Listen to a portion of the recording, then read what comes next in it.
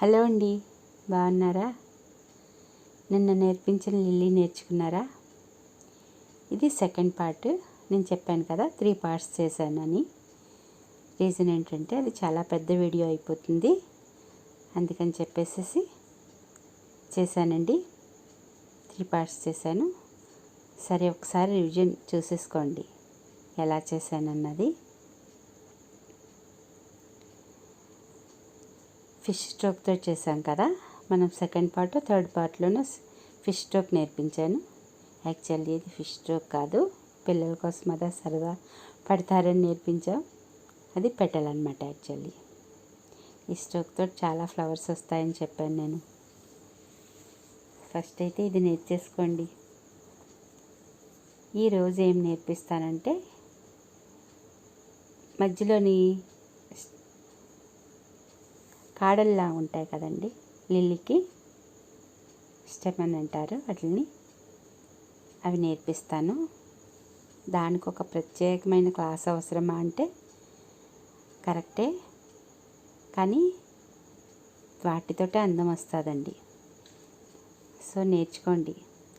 నేను ఫస్ట్ క్లాస్లో మీకు డైజీ నేర్పించాను. డైజీ ఎంత యూజ్ అవుతుందంటే ఎన్నో వాటికి యూజ్ అవుతుంది.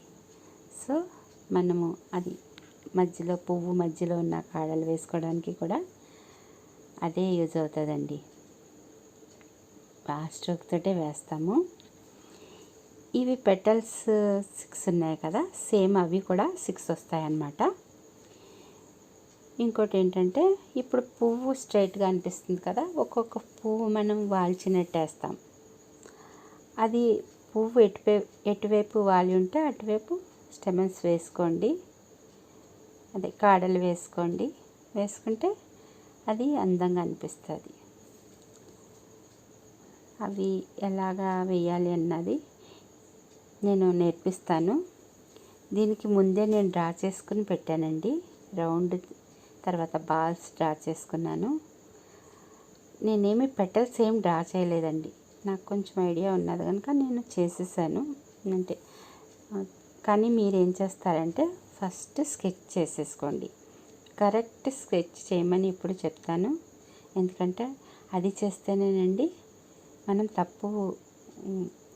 తప్పుగా పెయింట్ చేయమన్నమాట, కరెక్ట్గా చేస్తాం.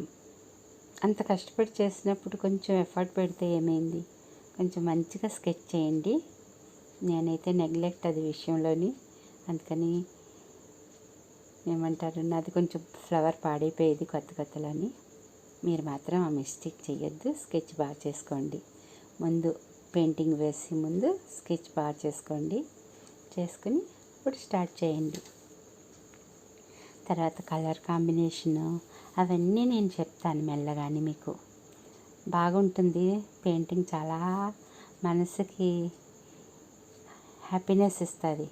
ఈ టైంలో మనం చాలా టెన్షన్లో ఉంటున్నాం కదా, ఏదో ఒక యాక్టివిటీ పెట్టుకున్నాం అనుకోండి, మనకున్న ఇవన్నీ మర్చిపోతాం. సో నేర్చుకోండి బాగాని, పిల్లలకి కూడా యూస్ఫుల్ అవుతుంది.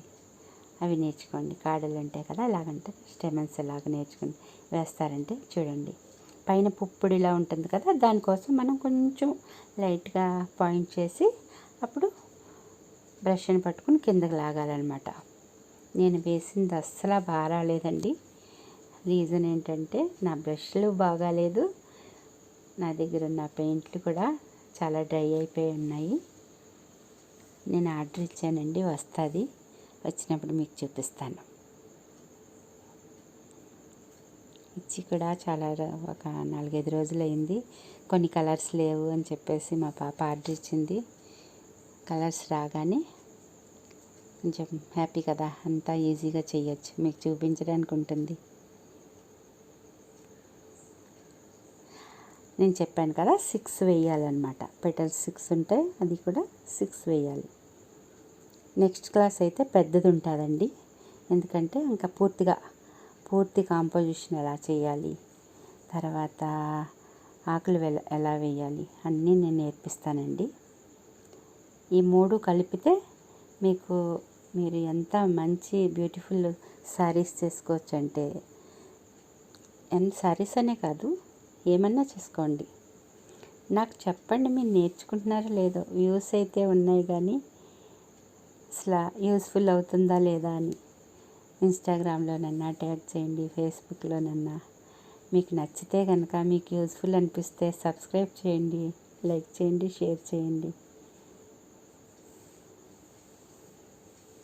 బాగుందా ఫ్లవరు? అన్నీ ఇలా అవుతాయండి. తర్వాత పూర్తిగా నేర్పిస్తాను నేను. అంటే పూర్తిగా రేపుదైతే చాలా ఇంట్రెస్టింగ్గా ఉంటుంది, మీకు హ్యాపీ అనిపిస్తుంది. నాకు వేసాక బాగా అనిపించింది చూసి. నేను కూడా శారీ మీద వేసుకుందాం అనుకున్నాను కలర్ అది చూసుకుని. మీకు నచ్చితే కనుకనండి మీరు కూడా వేసుకోండి. సింగిల్ స్ట్రోక్ తోటి ఎంత మంచి ఫ్లవర్స్ చూడండి. నేను రైట్ సైడ్ వేస్తున్నాను, లెఫ్ట్ వేస్తున్నాను, ఎందుకంటే ప్రాక్టీస్ ఎక్కువ చేశాను. మీరు కూడా అలా చేశారనుకోండి, ఓన్లీ సింగిల్ స్ట్రోక్తో ఎంత పెద్ద పెటల్ వస్తుందో చూడండి. నచ్చిందా? Thank you for watching. Take care. Bye bye.